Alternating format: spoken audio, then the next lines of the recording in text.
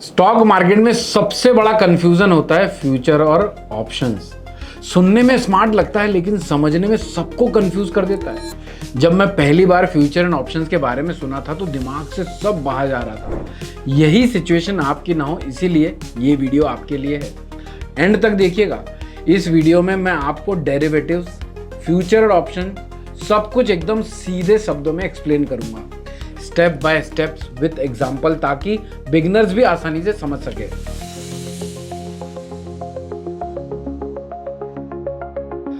Derivatives होते क्या हैं, पहले इसको समझ लेते हैं। सबसे पहले इसे समझेंगे तब हम आगे की चीजों को समझ पाएंगे। डेरिवेटिव्स एक फाइनेंशियल कॉन्ट्रैक्ट होता है जिसका वैल्यू दूसरी एसेट्स पर डिपेंड करता है। यह एसेट कुछ भी हो सकता है, जैसे कि स्टॉक्स, कमोडिटीज, करेंसीज या इंडेक्स। अब आप सोचेंगे एसेट्स यानी क्या होता है, तो हमारी भाषा में कहा जाता है एसेट्स वो चीजें होती है जिसकी वैल्यू होती है, जैसे कि शेयर्स की वैल्यू होती है, गोल्ड, प्रॉपर्टीज या फिर कमोडिटीज जिसमें हम इन्वेस्ट कर सकते हैं, या जिनका फ्यूचर प्राइस हम प्रिडिक्ट करने की कोशिश करते हैं। मतलब डेरिवेटिव्स खुद अपने आप में कुछ नहीं है, यह सिर्फ एक अग्रीमेंट है जिसका प्राइस किसी और चीज के प्राइस पर बेस्ड होता है। एग्जाम्पल से समझते हैं, थोड़ा सा टफ जा रहा होगा। आपको लगता है कि गोल्ड का प्राइस बढ़ने वाला है, आप फिजिकल में गोल्ड नहीं लेना चाहते, तो आप गोल्ड का डेरिवेटिव्स कॉन्ट्रैक्ट ले सकते हैं। इसमें आपका प्रॉफिट और लॉस गोल्ड की प्राइस की मूवमेंट पर डिपेंड करेगा। यानी कि अगर गोल्ड ऊपर जाता है तो आप कमाएंगे, खरीदे हुए रेट से गोल्ड नीचे जाता है तो आप लॉस करेंगे। समझ गया अभी यहाँ तक? डेरिवेटिव्स मेनली दो टाइप के होते हैं, फ्यूचर्स और ऑप्शंस। फ्यूचर कॉन्ट्रैक्ट क्या होता है वो समझ लेते हैं।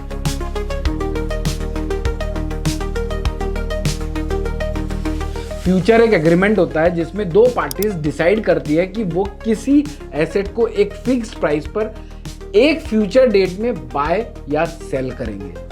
यह एग्रीमेंट एक ऐसा कॉन्ट्रैक्ट है जो लीगली वैलिड होता है, यानी अगर दोनों पार्टीज ने साइन किया है तो उसे माना जाता ही है। एग्जाम्पल से समझते हैं। अगर आप एक फ्यूचर कॉन्ट्रैक्ट में एंटर करते हो कि आप रिलायंस का शेयर्स 2500 रुपए में अगले महीने खरीदोगे, तो चाहे प्राइस 2600 हो या 2400 हो, आपको वो 2500 रुपए में ही लेना पड़ेगा।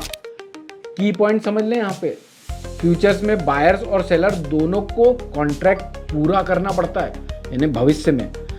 फ्यूचर्स में लीवरेज मिलता है, मतलब आपको पूरा पैसा अपफ्रंट नहीं देना पड़ता, सिर्फ मार्जिन देना पड़ता है। फ्यूचर्स में रिस्क ज्यादा होता है लेकिन रिवॉर्ड भी हाई हो सकता है। ऑप्शन कॉन्ट्रैक्ट क्या होता है? ऑप्शन थोड़ा फ्लेक्सिबल डेरिवेटिव्स होता है।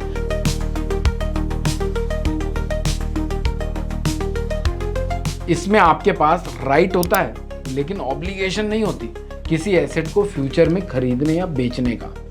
ऑप्शंस के दो टाइप होते हैं, कॉल ऑप्शन खरीदने का राइट, पुट ऑप्शन बेचने का राइट। एग्जाम्पल से समझते हैं। आपको लगता है इन्फोसिस का शेयर्स बढ़ने वाला है, तो आप इन्फोसिस का कॉल ऑप्शन खरीद सकते हो। अगर प्राइसेस बढ़ता है तो आप प्रॉफिट कमाओगे, अगर ऑप्शन नहीं बढ़ता है तो ऑप्शन एक्सपायर होने दोगे। आपको जबरदस्ती नहीं खरीदना पड़ता है। डिफरेंस क्या है, की डिफरेंस उसे समझाता हूं। फ्यूचर्स में आपको कॉन्ट्रैक्ट कंप्लीट करना पड़ता है, ऑप्शंस में आपके पास चॉइस होती है करना है या नहीं करना है। ऑप्शंस का यूज कैसे होता है इसे समझ लेते हैं, बड़ा इंपॉर्टेंट और बड़ा इंटरेस्टिंग है। ऑप्शन को लोग तीन तरीकों से यूज करते हैं। पहला, हेजिंग, रिस्क से बचने के लिए। दूसरा, स्पेकुलेशन, प्राइस मूवमेंट का अंदाजा लगाकर प्रॉफिट कमाने के लिए करते हैं। तीसरा, इनकम जनरेशन के लिए, ऑप्शंस बेचकर रेगुलर प्रीमियम कमाने के लिए। Strike price, premium, expiry, simple words में समझाता हूं।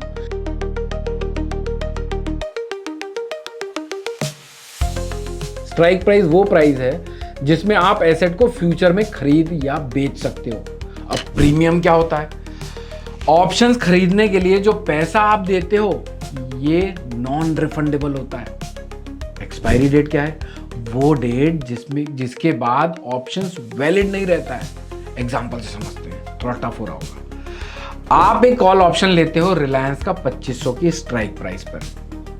प्रीमियम दिया आपने 50 रुपए और एक्सपायरी अगले फ्राइडे की है। इसका मतलब है कि अगर आपके पास अगले फ्राइडे तक का समय है, रिलायंस का शेयर 2500 में खरीदने का राइट है।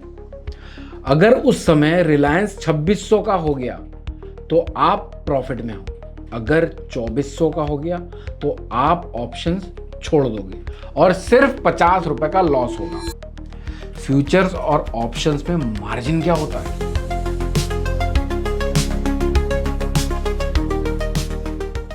फ्यूचर कॉन्ट्रैक्ट्स, फ्यूचर में आपको फुल प्राइस देने की जरूरत नहीं होती है, आपको सिर्फ मार्जिन देना पड़ता है जो 10% से 20% तक का हो सकता है।